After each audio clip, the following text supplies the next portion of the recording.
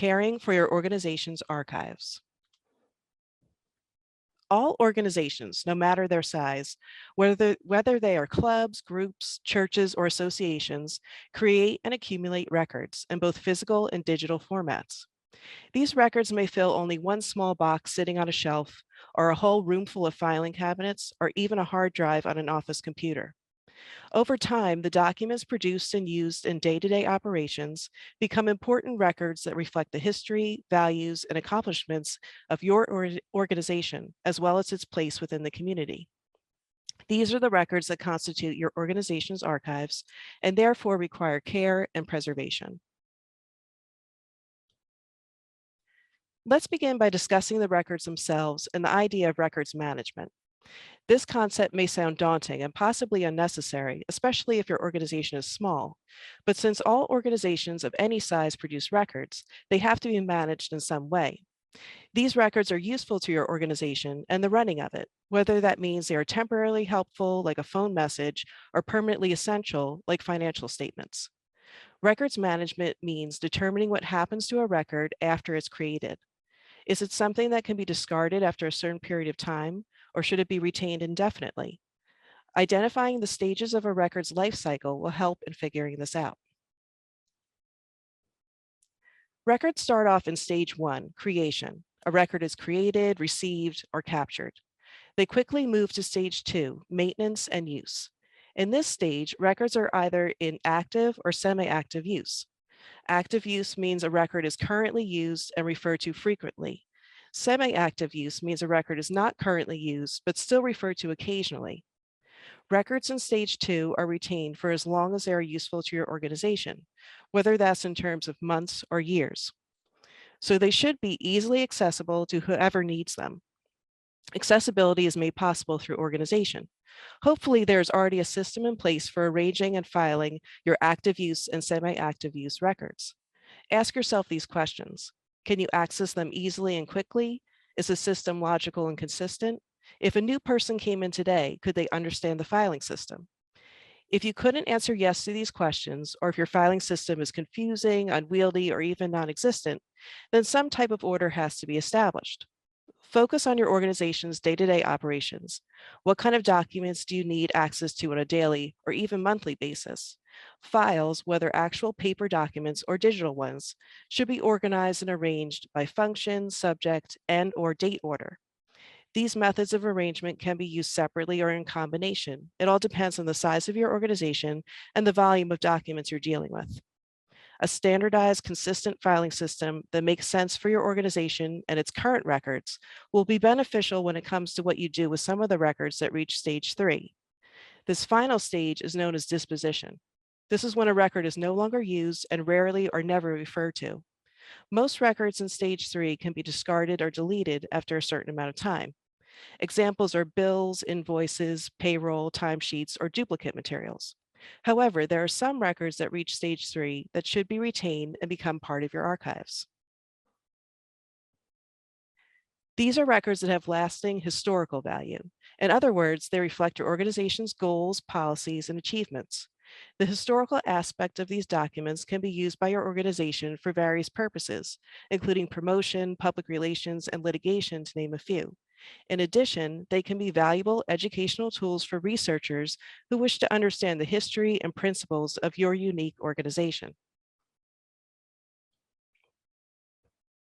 Examples of the kinds of records you would retain in your archive include budgets, correspondence, financial statements, meeting minutes, newsletters, photographs, just to name a few, and of course, digital versions of any of these.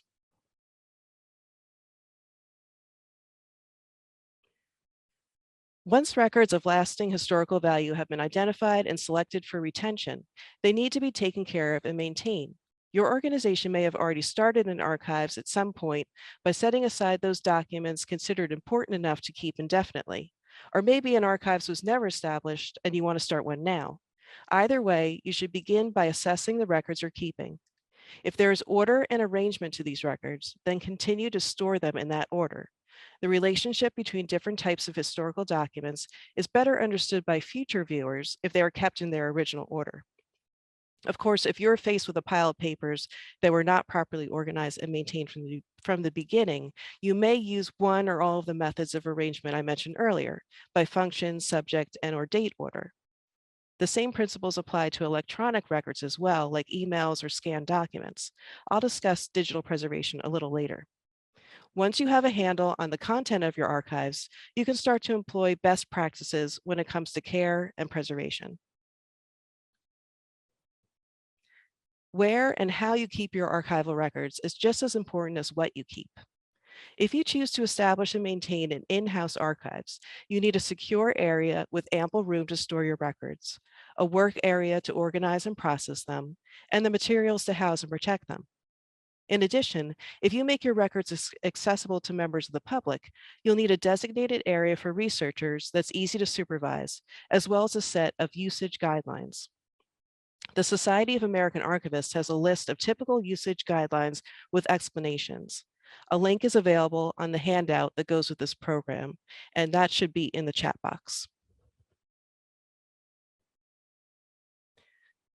Identifying an appropriate archival storage space or improving an existing space starts with an understanding of the primary threats to archival records and how to block or possibly prevent them. This list of the major causes of damage, change, or loss to records and objects is known as the 10 Agents of Deterioration and was developed by the Canadian Conservation Institute. In no particular order, the agents are fire, water, theft and vandalism, light, incorrect temperature, incorrect relative humidity, pests, pollutants, physical forces, and disassociation. Now let's go over these in a little more detail, bearing in mind how they relate to your archival storage area. We all know what kind of damage fire can do to objects, buildings, and people. Fire prevention should be given high priority in your building, as well as where you're storing your archival records. Maintenance and inspection of fire extinguishers, smoke detectors, sprinklers, and electrical systems should be performed routinely. Damage caused by flooding, either from leaky plumbing or outside forces, can be avoided if you store your documents and artifacts off the floor or the lowest shelf and away from windows, pipes, water tanks, or boilers. Theft and vandalism. Your archival records should be stored in a lockable room and or cabinet. Access to the space should be controlled and limited to those responsible for it. If your records are accessible to the public, make sure you can monitor the separate reading room or designated area set up for researchers. Light, both natural and artificial, can be very damaging to all types of material like paper, fabric, and photographs. Storing archival material in protective enclosures like boxes will help with this, and I will discuss that shortly. But as for your archival storage space, it should ideally be an interior windowless room. If you have a small archives, a closet will work. If that's not possible, at least somewhere you can block out light with shades and or UV protection and keep overhead lights off most of the time. Temperature and relative humidity, or simply put, the amount of moisture in the air, directly affect each other and should be controlled simultaneously. High or fluctuating temperatures and humidity accelerate chemical reactions in materials which cause their deterioration. This can mean the breakdown of paper, curling and cracking of photographs, and the introduction of insects and mold, which can be a serious health hazard. So you want to avoid storing your archives in a location that experiences extreme fluctuations in temperature and humidity, like attics and basements. Aim for and maintain a temperature between 65 and 72 degrees Fahrenheit, with a relative humidity of around 50%, plus or minus 5%. You also want to promote good air circulation. This can be achieved by setting up portable fans around your storage area. Monitor and record conditions with a basic, inexpensive digital hygrometer. These can be purchased on Amazon or at stores like Home Depot. Pests like mice and insects can do a lot of damage, especially to your paper collections. So avoid food and drink in the archival storage area and reading room, and keep it clean and dusted. You may want to plan routine pest inspections to keep on top of any possible infestations. Pollutants like natural acids, man-made aerosols, liquids, dirt, and dust can cause damage and deterioration to materials in your archive. You can reduce the effect of pollutants by keeping the archival area clean and dust-free, avoiding direct use of cleaners or bug sprays around objects, and storing artifacts and papers in proper enclosures. Physical forces like impact, shock, vibration, pressure, and abrasion can all cause damage. Accidents do happen, but you can try to minimize them by properly storing artifacts in boxes on sturdy, stable shelves in an area that doesn't get a lot of traffic. Disassociation. This is a unique agent of deterioration because unlike the other 9, which affect the physical state of an object, disassociation affects its metaphysical or intellectual state. It refers to the loss of an object or the information associated with it. Without this information, such as where an object is located in your archive or missing identification labels, the object loses its importance and value. You can prevent disassociation by keeping track of what is in your archives and where you can find it. Make inventories and ensure that boxes and files are properly labeled. Even if you're diligent about blocking and preventing these agents of deterioration, sometimes disasters beyond your control can still happen. Before you're faced with catastrophic damage caused by fire or flooding, you should consider creating an emergency or disaster response plan to protect your archives. Here are a couple of resources. The Foundation for Advancement in Conservation has a series of free webinars and template downloads on writing a disaster response plan. The Northeast Document Conservation Center has a series of free online preservation leaflets that cover many topics, including an entire section on emergency management. These links are also available on the handout. Now that you know the factors you should be aware of when it comes to establishing an in-house archives, I'm going to go over the kind of furniture and supplies you'll need to operate it. Enamel-coated or steel wire shelving is the best option because wooden furniture is not only flammable, it gives off acetic acid, which can damage and deteriorate archival records.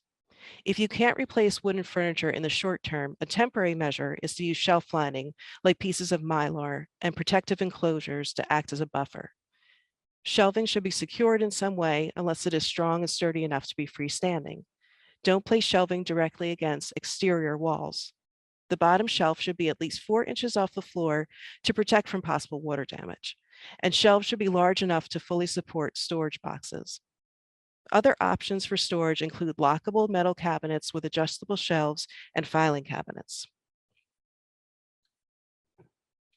Since the goal is to protect and preserve the records you're retaining in your archives, you want to make sure to use strong, long-lasting archival quality storage materials. Standard office supplies do not offer that same level of protection. They can contain harmful chemicals that will migrate to your archival records and deteriorate them over time. The proper protective enclosures protect artifacts from physical damage, dirt, dust, and light. When purchasing archival supplies, buy new, never recycled products from reputable archival supply companies like Gaylord Archival and University Products. Links to their websites and others are on the handout. And look for these terms. Acid-free. This means a product has a pH level of 7, which is neutral or even higher. And during the manufacturing process, the active acid that naturally exists in wood or cotton fiber pulp has been removed. But in addition to the term acid-free, you should also purchase products that say they're lignin-free as well. Lignin is an organic substance found in wood pulp that breaks down over time and becomes acidic. It's what makes newspaper clippings turn brown and become brittle. It's important to note that even if a product is acid-free, if lignin is present, acid can still form. So that's why you should look for both terms. Buffered storage materials have an alkaline substance added to them to help neutralize acids and extend the life of paper, photographs, and textiles. For photograph storage, make sure products have passed the PAT or photo activity test. This is an international standard that tests the possibility of chemical interactions between photographs and a given material after prolonged contact. Archival suppliers will indicate this in the product description. Finally, when purchasing archival plastics like sleeves or bags, you want an inert, stable plastic. So look for polyester, sometimes known as mylar, polypropylene, and polyethylene. Never use PVC or polyvinyl chloride because it's unstable and deteriorates quickly, which can cause damage to objects, especially photos. Basic archival supplies you'll need in your archives include the following: File folders. Since most of your archival records are probably made of paper, you'll get the most use out of these. They come in letter or legal size. Scores along the bottom allow for expansion and increased capacity. Look for the folders with a full 1-inch tab along the top. This gives you plenty of room to write a label. Record storage boxes hold upright letter or legal size folders, depending on how you orient them in the box. They are shipped flat and you assemble them on site. You may see these boxes in either blue or tan cardboard. I recommend the blue boxes like those seen here because they are meant for long-term storage. If folders don't fill the box completely, use an acid-free spacer so they don't sag. Make sure to label boxes clearly with pencil or an archival ink pen. If you want to adhere a label to the box, look for archival quality foil back labels. Document boxes are smaller, sturdy boxes with a flip-top lid, reinforced metal edges, and a pull tab for easy retrieval off a shelf. They come in letter or legal size lengths and are either 5 inches or 3 inches deep. These boxes are shipped fully assembled. Again, if folders don't fill the box, use a spacer so they don't sag. Make sure to label boxes clearly. Flat storage boxes are for larger and or more delicate documents and photos, as well as scrapbooks and textiles that should be stored flat. They have reinforced metal edges and optional drop fronts for easier insertion and removal of records. They come in a wide range of sizes, fully assembled. Again, these boxes should be clearly labeled.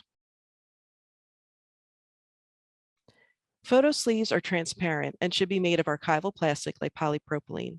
They are divided into pockets of various sizes, and you can store 2 photos back to back in one pocket. You can find sleeves made specifically for slides and negatives as well. A brand to look out for is Printfile. You can purchase directly from their website, as well as archival supply companies and even Amazon. Acid-free paper made with 25% cotton won't yellow, discolor, or become brittle and is used for interleaving fragile items or photocopying acidic or deteriorating records, such as newspaper clippings, old mimeographs, and onion skin documents, to produce an acid-free permanent copy. Look for Permalife 20-pound bond paper or Neenah Capital bond paper. Other supplies you may need are acid-free tissue paper for wrapping items or as padding in boxes, and stable archival ink pens for labeling plastic photo sleeves or boxes. Look for a Pigma Micron pen by Sakura or a Zig Memory System Millennium pen. Of course, always use pencils for all their labeling and when working with archival records themselves. Now, if you can't afford some of these supplies like archival storage boxes, you can use non-archival cardboard boxes as a temporary measure, just as long as what directly touches an artifact is acid-free, lignin-free, and PAT-pass material. So try to at least purchase supplies like archival file folders, acid-free paper, and photo sleeves, and replace temporary boxes with archival ones when you can. As I mentioned earlier, most of the records in your archives are probably made of paper. Paper documents, no matter their age, can be handled with clean, dry hands. Carefully remove rusty staples and paper clips without tearing. You can keep related papers together by folding a piece of acid-free paper around them. Flatten and unfold documents if you can. If the paper is too brittle, don't force it. Photocopy newspaper clippings or any deteriorating documents on acid-free paper. You could scan these as well, but just remember you have to preserve that digital record. Place papers in archival folders without overfilling. Remember to label your folders in pencil with content and dates, and store in document or record storage boxes. Unlike regular paper documents, you should wear gloves when handling photos. It prevents you from leaving fingerprints or oils on the surface of the photo. You could purchase white cotton gloves from archival supply companies or get a box of nitrile gloves, and they can be found at pharmacies or stores like Staples and Home Depot. If you can, identify photos with names and dates in the back using a soft pencil with light pressure. If the photo is on slick paper, you can use a pen with stable archival ink, like I mentioned earlier, but the ink is indelible, so use caution. You can also label the photo sleeves with that same kind of pen. You can add sleeves to a 3-ring binder for easy, accessible viewing. Just make sure to store the binder horizontally so it doesn't warp and the sleeves sag, unless you get a matching binder slipcase, but these can be pricey. You can also store sleeves of photos in archival folders and document boxes. Keep photos organized further by labeling the folders. Make sure the box is filled, but not bulging. If there is a gap, use some kind of acid-free spacer so the folders don't sag. Larger size photos can be stored in flat boxes. Scrapbooks should be stored flat, ideally in a box. If you don't have boxes, they can be stored flat on a shelf, but try to keep them covered. You can use archival tissue paper or even plain cotton fabric. Books and ledgers can be stored spine down in a box to protect them from dust and light. If stored upright on a shelf, make sure they are supported with bookends and keep them clean and dusted. Electronic records range from saved emails and online newsletters to scans of paper documents. When naming our digital files and folders, be descriptive and consistent. This makes sorting and finding them easier. Electronic records need to be stored, backed up, and maintained in order to be preserved. Create and store multiple copies of your data on different storage devices, both on-site and off-site. For example, if original or primary data is on your office computer's hard drive, then you should back up this data to external hard drives, flash drives, and cloud-based storage on a regular, consistent basis. Keep some of these backup copies on site and other copies in a physically separate location. If you experience software failure, data corruption, accidental deletion, or even cyber attack, then your on-site and cloud-based copies can be used to restore that data. If a natural disaster occurs that affects your building, then the copies stored off-site in a separate location can be used for data recovery. It's important to keep in mind that preserving electronic records requires an ongoing commitment and maintenance schedule. Remember to back up data manually or automatically on all your storage media, including the cloud, on a consistent basis. You also need to check your digital files for accessibility.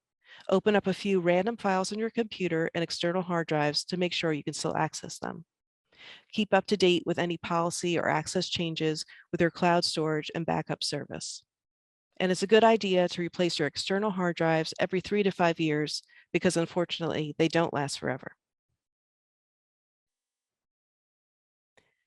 An in-house archives requires a consistent and reliable commitment of resources in order to operate, such as personnel to manage records, unless you rely on unpaid volunteers, and archival material to properly store those records. Funding and support can come from inside your organization or from outside through fundraising and grants. A service that may help your New Jersey organization get funding is CAPES, or Caucus Archival Projects Evaluation Service. This is a free professional assessment of archival paper collections made by consultants of the New Jersey Caucus of the Mid-Atlantic Regional Archives Conference and is funded by the New Jersey Historical Commission. Nonprofit New Jersey organizations, either public or private, whose paper collections are open and accessible to the general public, are eligible to apply for a free consultation at any time. There is no deadline for this application. After your application is approved, a professional archivist will come to your facility, evaluate your archival records and how they're stored, the physical building, and environmental conditions. You will receive a detailed report that includes a survey and any recommendations for changes. This report can be used in strategic planning and is essential documentation when applying for New Jersey Historical Commission grants. These grants can be used for supplies, digitization projects, or professional archival assistance. You can also use the results of your CAPES consultation for fundraising. Send out press releases to your constituents or members, local online newsletters like Tap Into or Patch, or your local library to alert people to those items in your collection that may require conservation or special archival housing. Get the community interested and involved in helping preserve the history of your organization. Now, I just want to mention that a CAPES evaluation can be done even if you don't need to apply for grants or other funding. For example, if you're overwhelmed with maintaining your archives or wondering if you're doing things correctly, just remember only nonprofit New Jersey organizations with record collections open to the public can apply. If your organization is unable to devote the necessary resources needed like money, space, or time to establish, maintain, and preserve an archives in-house, you may consider donating it to a local archival repository. What does an archival repository provide? A professional archivist who can care for and preserve all types of records, environmentally controlled and secure storage, access to records for research, both by members of your organization and the public. This access includes a monitored reading room, facilities for photocopying and reproduction, and finding aids to navigate the collection. An archival repository also provides continuity of care. You can be assured that even if the repository faces certain circumstances, like a change in personnel, for instance, it will still maintain professional standards and continue to preserve your records. What kind of records does an archival repository accept? Many of the records produced by an organization have lasting value, especially if they reflect its history, goals, activities, and policies. Donated records should be non-current and no longer in use. Specific types of records are numerous. I listed some of them earlier, and they can be in paper and or digital format. Here you can see a fraction of the Plainfield Garden Club records that were donated to our archive in 2006. Pictured are a handwritten minutes book, typed annual report, and photographs. What are your next steps? If you decide to preserve your organization's records by donating them, you must first choose a suitable repository. Contact local repositories like libraries, colleges and universities, or historical societies, and set up an interview with the head archivist. You can arrange to meet at the repository so you can tour the facility. Be prepared to discuss the content, size, and condition of your records. If the repository you interview with can't accept your donation based on its collection policy, it should refer you to a more appropriate archive. Once a repository is chosen, it will likely require you to sign a deed of gift or gift agreement, like the one seen here for Plainfield Public Library, spelling out the conditions of the donation to the mutual agreement of all involved. These conditions may include access, confidentiality, credit, and copyright. The signed deed of gift becomes a legal transfer of ownership. Both parties agree on how and when the records will be transferred. After the transfer of ownership and the physical records themselves is complete, the relationship between the organization and the archival repository continues. If your organization is ongoing, arrangements should be made to transfer inactive records periodically. In addition, members of your organization should always be able to access the transferred records. As I mentioned in the beginning, all organizations, big or small, create and accumulate records. Some of these records are worthy of retention because they reflect an organization's history, policies, values, and accomplishments. Those are the records that make up an organization's archives. It's important for an organization to protect and preserve these archives, not only for itself, but for the community it serves. Whether an organization chooses to maintain their archives in-house or donate them to an archival repository depends on various factors, but the goal should always be preservation. Thank you for joining me for today's program. I hope you found it informative and helpful.